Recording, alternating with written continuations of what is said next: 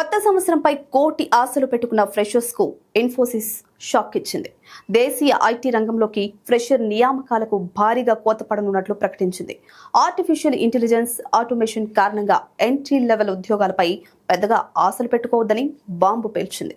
Education పూర్తి చేసుకుని ఉపాధి బాట పట్టాలి అనుకుంటున్న ఐటీ నిపుణులకు ఇది పెద్ద షాకింగ్ న్యూసే.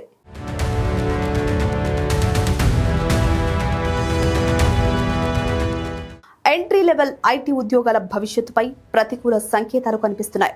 ఆటోమేషన్, ఆర్టిఫిషియల్ ఇంటెలిజెన్స్ వేగంగా విస్తరిస్తూ ఉండడంతో దేశీయ ఐటీ రంగంలో ఫ్రెషర్ నియామకాలపై సందిగ్ధత నెలకొంది. ఫ్రెషర్స్ కు భవిష్యత్తు ఏమాత్రం ఆశాజనకంగా ఉండదని ఇన్ఫోసిస్ అంచనా వేస్తోంది. ఎంట్రీ లెవెల్ ఉద్యోగాలు తగ్గుతాయని అంచనా వేసిన తొలి భారతీయ ఐటీ సేవల సంస్థగా ఇన్ఫోసిస్ మాత్రమే ఉంది. ఇన్ఫోసిస్ మేనేజ్మెంట్ అంచనాల ప్రకారం భవిష్యత్తులో ఫ్రెషర్ల సంఖ్య తగ్గినా ఉత్పాదకత మాత్రం పెరుగుతుంది. ఏఐ ఆధారిత టూల్స్, ఆటోమేషన్ వాడకం పెరగడం వల్ల తక్కువ మంది ఉద్యోగులతోనే ఎక్కువ పనిని పూర్తి చేసే పరిస్థితి వస్తోందని ఇన్ఫోసిస్ చెప్తోంది. దీని ప్రభావంతో ఐటీ సంస్థల్లో హెడ్ కౌంట్ వృద్ధి పరిమితంగానే ఉండే అవకాశాలు కనిపిస్తున్నాయి. గత ఆర్థిక సంవత్సరంలో ఇన్ఫోసిస్ దాదాపు 15,000 మంది కాలేజ్ పూర్తి చేసిన అభ్యర్థులను నియమించింది. ప్రస్తుత ఆర్థిక సంవత్సరంలో సుమారు 20,000 మందిని తీసుకునేలా లక్ష్యంగా పెట్టుకున్నప్పటికీ దీర్ఘకాలంలో ఈ సంఖ్య తగ్గే అవకాశం ఉందని స్పష్టంగా సంకేతాలు ఇచ్చింది.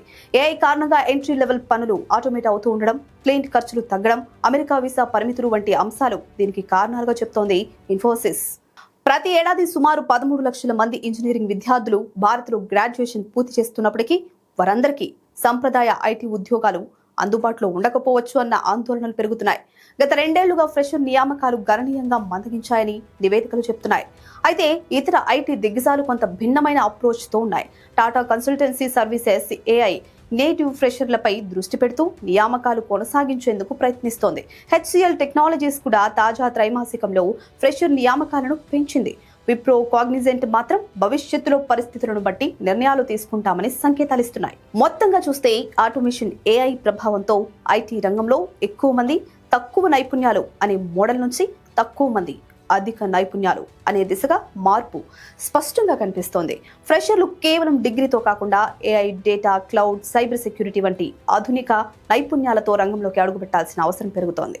ఐటీ రంగంలో ఉద్యోగాల సంఖ్య కంటే ఉద్యోగాల స్వరూపమే వేగంగా మారుతున్న దశలో ఉన్నామని ఈ పరిణామాలు సూచిస్తున్నాయి.